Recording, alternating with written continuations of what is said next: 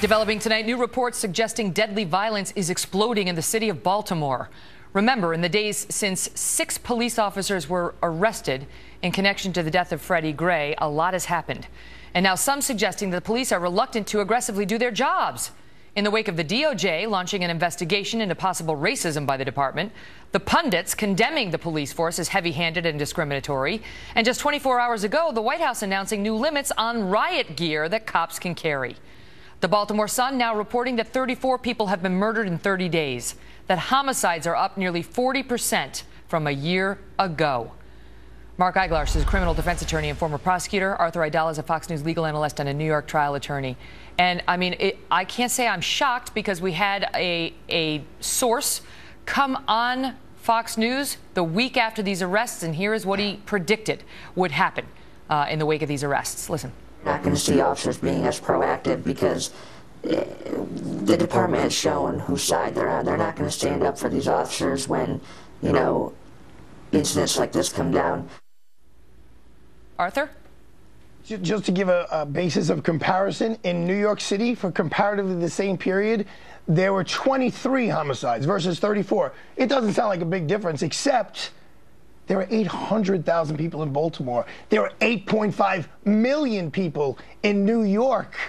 So, I mean, that gives you an idea of how much higher the percentage rate of homicides are. And the analogy I draw, Megan, is this. When you're playing tennis, the first serve, you give all your might. You give it all you got. But once you get your hand slapped, once you lose that, the second serve, you pull all the way back. The police officers have been punished. They've been, in every way possible, from being charged with murder to being just villainized. Mm-hmm. So now, of course, they're going to pull back. That's human nature, and this is what the citizens get, unfortunately, in return. Yeah. And yet, I'm sure they're clinging right now to the words of the prosecutor, Mark, who came out and gave them their moment. This is their moment. It turned out to be the moment before homicides spiked 40%. But listen to the DA when she spoke to the community right after she arrested these cops.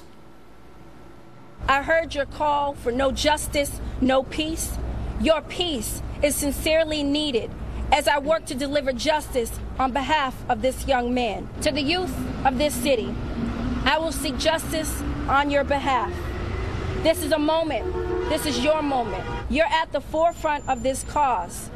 And as young people, our time is now. Really? Right. Yeah, Megan, listen.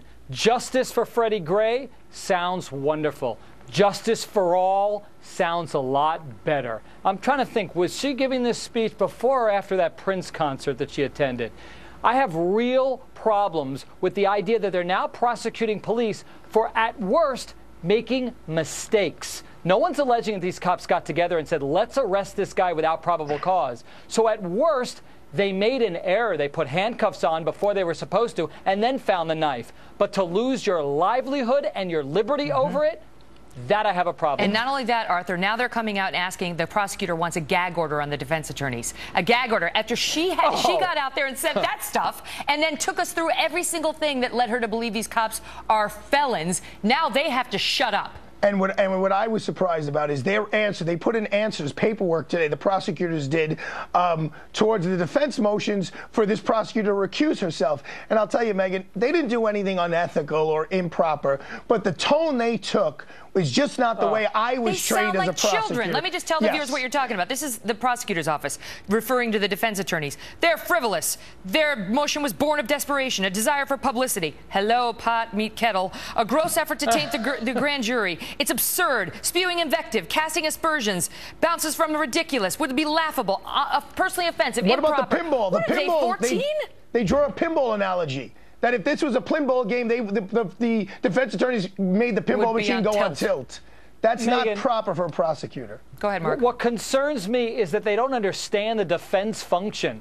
It is our job to do everything that we can for our clients, to do it zealously, to dismiss what we're doing as illogical and desperate. It's like we're dealing with children over there. Mm-hmm. You're supposed to, as a prosecutor, I just had dinner with 3 spectacular former prosecutors. They said to me, tell Megan, as a prosecutor, you're supposed to present the facts, not some hyperbole, to seek the truth. Facts. The truth, to correct. Seek the truth. This is our moment. This is our moment. Oh. She doesn't know what she's doing. She doesn't know what she's doing. You guys, thank you. Thanks, Meg. Thanks, Meg. I mean, it's totally improper. That's all there is to it. Coming up, Hillary Clinton sending shockwaves through the media today by agreeing to take a few questions. It was a shock. But the bigger story may be what we're learning about a top Clinton confidant and the off-the-books work he was doing in Libya. Plus, new details tonight on George Stephanopoulos, his deal with ABC, and how the network is handling his newly revealed ties to his old bosses, the Clintons. Britt Hume has some thoughts on that next.